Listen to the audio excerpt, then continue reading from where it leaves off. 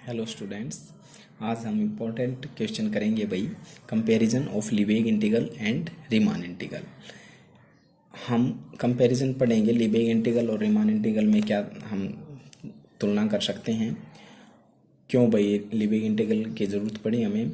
और क्वेश्चन इस तरह से पूछा जा सकता कि कंपैरिजन, या फिर इस तरह से भी कि difference between Lebesgue integral and Riemann integral, या फिर दूसरे तरीके से ये भी पूछा जा सकता है कि right the shortcomings of Riemann integral और एडवांटेज ऑफ लीबेग इंटीग्रल। ठीक है ना, कि भाई इसकी क्या हानियाँ हैं और इसके क्या लाभ हैं। तो उस तरह से हम किसी भी तरह से पूछा जा सकता है। जितने भी इम्पोर्टेंट फैक्ट्स हैं हम सभी की बात करेंगे।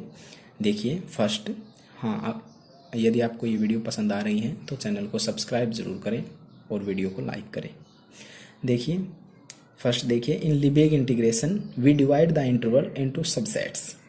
लीबेग इंटीग्रेशन में हम क्या करते हैं, डिवाइड करते हैं इंटरवल को सबसेट्स में। मतलब while in case of Riemann integration we divide the interval into subintervals. तो इसमें जो रीमान इंटीग्रेशन है उसमें हम डिवाइड करते हैं इंटरवल को सब इंटरवल्स में, लेकिन लीबेग इंटीग्रल में हम करते हैं सबसेट्स में डिवाइड इंटरवल को। ठीक है, फर्स्ट तो ये है भाई। Second, in both Riemann and Lebesgue integration definition. अब डेफिनेशन पर बात है कि भाई रीमान और लीबेग इंटीग्रेशन की हमने डेफिनेशन पढ़ी थी।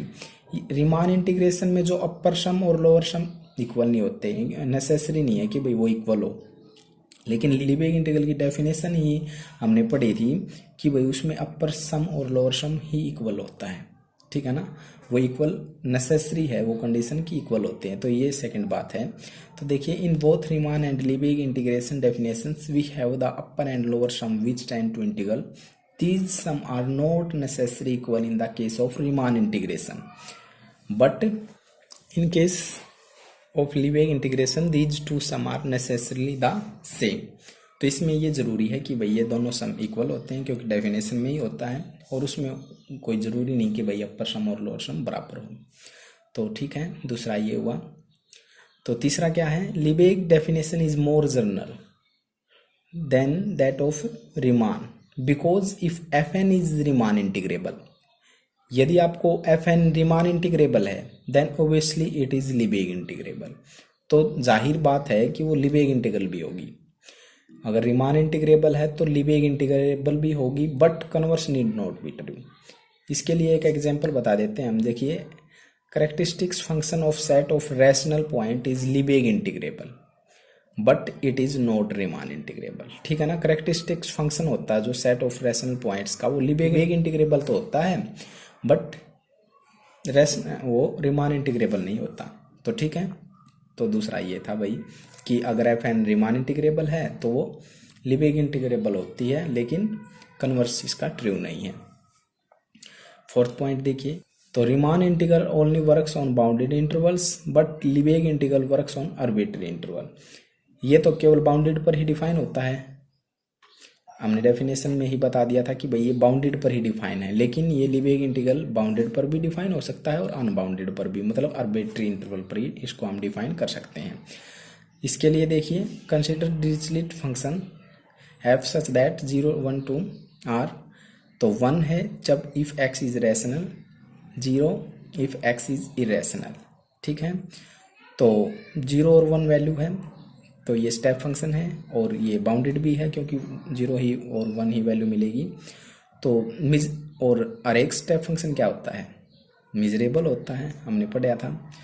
तो मिजरेबल हुआ और बाउंडेड हुआ, और बाउंडेड और मिजरेबल है तो हमने थ्योरम पढ़ी थी। क्या थ्योरम थी कि बाउंडेड और मिजरेबल है तो फंक्शन क्या होता है, लीबेग इंटीग्रेबल होता है। हमने 2 पार्ट में की थी, ठीक है ना। और लीबेग इंटीग्रल है तो बाउंडेड और miserable, if and only if की कंडीशन होती है। हमने ये थ्योरम पहले ही कंप्लीट कर दिया, आप देख सकते हैं।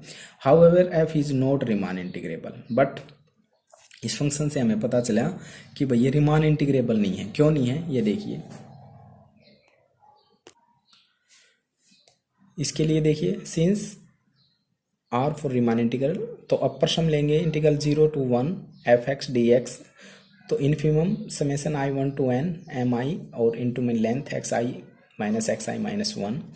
तो जो सुप्रीमम वैल्यू है 0 1 इंटरवल में तो वो 1 हो जाएगी, तो यहाँ आंसर 1 आएगा। Supremum summation I1 to n mi(xi) - 1 इसके लिए 0 आ जाएगा जब हम लोअर सम की बात करेंगे, ठीक है ना।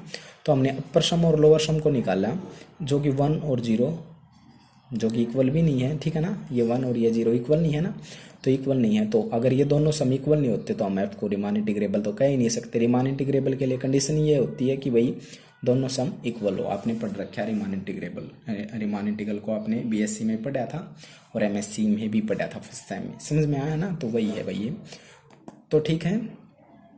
तो इन पॉइंट्स को नोट कीजिएगा, ठीक है ना। कुछ और पॉइंट्स बता देते हैं भाई जो इम्पोर्टेंट हैं। तो देखिए है क्वेश्चन इस तरह से भी आ सकता है। हमने बताया था कि shortcoming of Riemann integration and advantage of Lebesgue integration, या रीमान इंटीग्रल या लीबेग इंटीग्रल की शॉर्ट कमिंग तो रीमान इंटीग्रल की बताइए और एडवांटेज क्या हुए लीबेग इंटीग्रल के, ठीक है ना।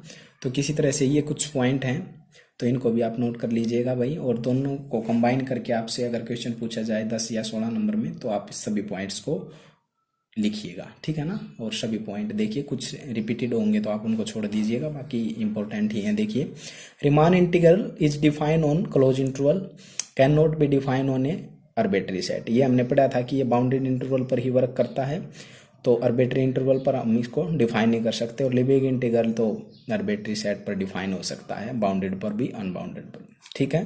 तो ये था, ये हमने बता दिया था आपको। Given a sequence of Riemann integrable function converging some function in a domain,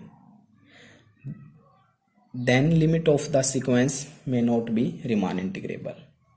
ये पॉइंट समझ में आया। क्या कहा कि सीक्वेंस, जो गिवन सीक्वेंस है रीमान इंटीग्रेबल की फंक्शंस की, तो वो कन्वर्जिंग कर रही है सम फंक्शन मतलब डोमेन में, तो उसकी जो लिमिट होगी ना सीक्वेंस की, वो जरूरी नहीं कि रीमान इंटीग्रेबल हो। लेकिन this is the major drawback of this concept which has overcome to be more generalized Lebesgue integration.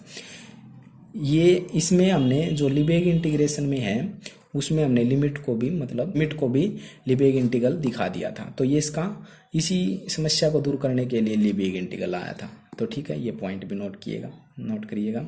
Another major drawback of Riemann theory is that simple function are not integrable. तो ये भी drawback थी कि Riemann theory के अनुसार तो हम क्या कहते हैं कि सिंपल फंक्शन हमारे इंटीग्रेबल नहीं होते in the sense of Riemann, ठीक है। जैसे कि हम इसके लिए एग्जांपल दे, for example F X is equal to, इस तरह से हमने एक फंक्शन ड्राइव किया। देखिए, 0 if X is rational, 1 if X is irrational. तो 0 कब है जब एक्स रैशनल है, और 1 कब है जब एक्स इरेशनल है। तो this function is not Riemann integrable.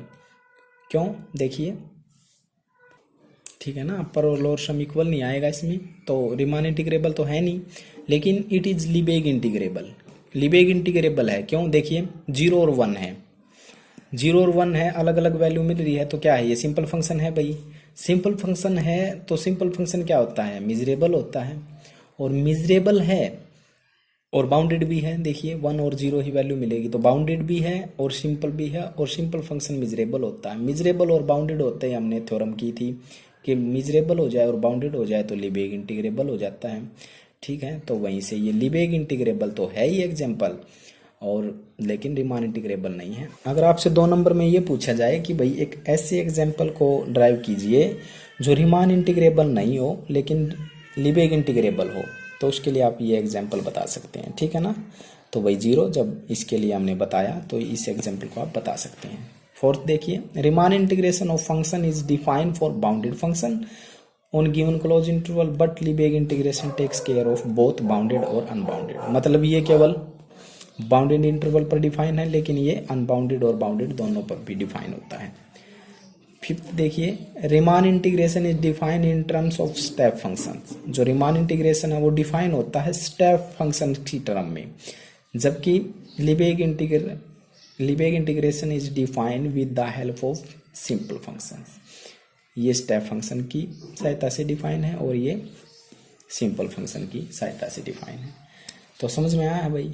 तो इस सारे क्वेश्चन को मिलाकर आपका इंपॉर्टेंट क्वेश्चन तैयार हो जाता है कि भाई comparison between Riemann integral and advantage of Lebesgue integral. अब आपको पता चल गया होगा भाई क्या लीबेग इंटीग्रल की हमारे पास मतलब लाभ हुए, क्या लिबेग इंटीग्रल क्यों आया, क्या कारण थे। जो रीमान इंटीग्रल की थ्योरी थी उसमें कुछ दिक्कत थी, जो दिक्कत आपने पढ़ी कि वो बाउंडेड पर होता था डिफाइन, तो उन्हीं सभी समस्याओं को दूर करने के लिए हमने लिबेग इंटीग्रल को एंट्री करवाई थी और ये काफ़ी कारगर सिद्ध हुआ।